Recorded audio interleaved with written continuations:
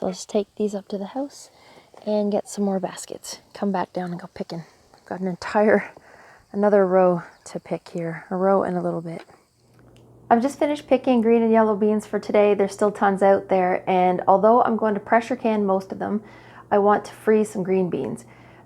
Instead of opening a jar of green beans to toss the whole thing into a soup or a stew, I like to have some frozen where I can just grab a handful and put as much as I want in there.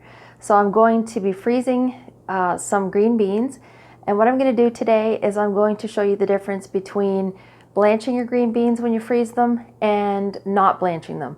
So usually I blanch them.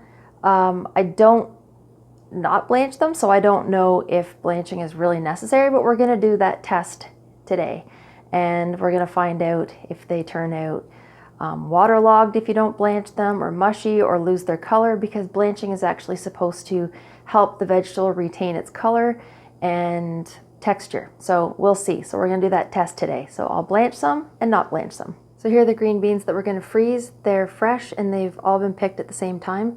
So we will get to cutting them up into pieces. You can freeze them whole, but I just like to have them pre-cut. That way I can just grab a handful and toss them right into the soup or the stew. So these are the beans, and I've got them all tipped. I do leave the tail on mine and just take the tip where they were taken off the stem.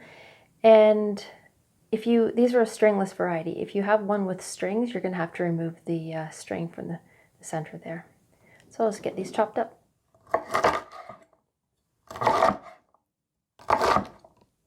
So I cut them into bite-sized pieces like that. So I've got all my beans cut up, and so I'm going to portion them out, most of them for the blanching pot and just 2 bags not blanched for the freezer. So just to get really specific and scientific here, I'm going to weigh them out so that we have equal amounts, so there's no confusion as to whether or not the weights have contributed to mushy vegetables. So we'll put about 200 grams in each bag. Got my 2 bags of not blanched green beans, and we will put those aside while we blanch the rest of the beans. So I've got this salted water boiling here, and I'm just going to add the beans to it. I'm just going to let that boil for about 2 minutes, and then I'm going to plunge them into ice water to stop the cooking process.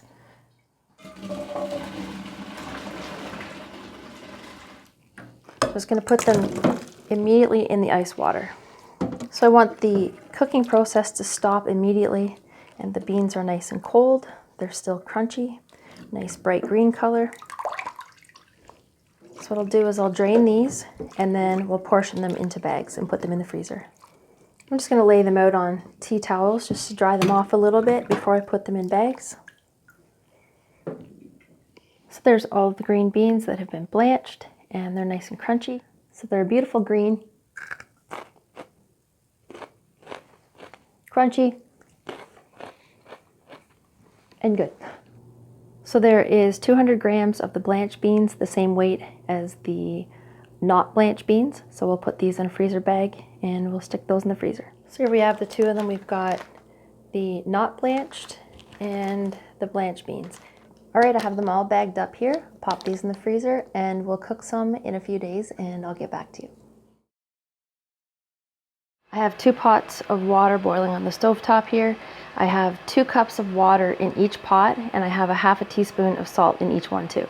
So here's our beans, not blanched and blanched. And you can see the blanched has more ice crystals. That's because they were still a little bit wet when I put them in the freezer. Try to get them in at the same time.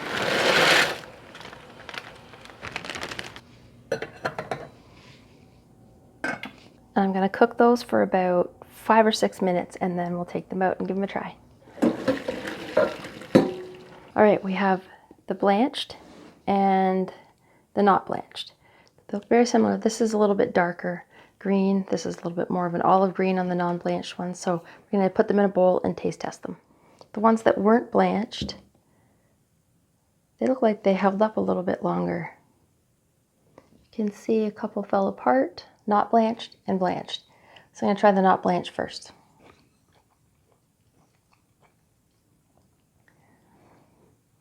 They taste good. They taste like a frozen bean. There's a little bit of water in there, but I always expect that with frozen beans anyway. The texture is fairly firm.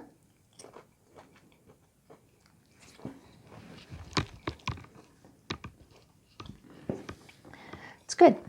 Okay, so the blanch, let's try that.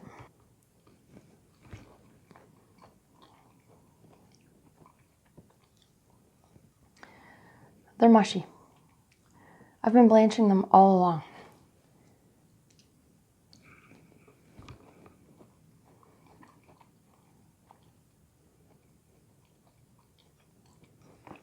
They're mushy. The non-blanch are firm. So that is my finding. I'm not going to blanch anymore. I mean, it makes sense because these are somewhat cooked beforehand, just for about 2 or 3 minutes to blanch them, and then you cook them again. Maybe if I had of, when I boiled them, only boiled them for about half the time with the not blanched ones. It's disappointing. Maybe that's why I have never really liked to freeze my beans, because I've always blanched them and they're mushy. That's why I usually can them, but wow, this is groundbreaking. I'm not going to blanch beans anymore. Ah, geez, that just cuts down on a lot of time. And they actually stay a little bit more separate in the bags too. All right, guys, so I did another test with these frozen beans, the ones that I did blanch, and this time, instead of boiling them for 5 minutes, like I did the not blanched ones, I boiled them for 2 minutes. So I had the 2 cups of water, same as I did yesterday, with half a teaspoon of salt. I had that come to a full rolling boil. Excuse my thumbnail there. I just noticed they're dirty. I was digging in the garden. But anyway, I had the water come to a full rolling boil, added the beans, waited until the water came back to a full rolling boil, and set the timer for 2 minutes. Then I drained them, and they are more firm, and their texture is better than the ones that I boiled for 5 minutes. Similar to the not blanched beans, I still like the texture of the beans that I didn't blanch better. But apparently blanching will kill enzymes that may cause the beans to spoil faster than if you didn't blanch them. So either way is good. So I think in conclusion, I'm not going to bother blanching. I'm just going to cut the bean, wash them, tip them, cut them up, and put them in the freezer. And we usually eat them before the year's up anyway. So thanks a lot for joining me in the kitchen today, and hopefully this experiment has helped you out and maybe will save you some time during gardening season. And if you enjoyed today's video, please consider subscribing, and I'll see you again next time.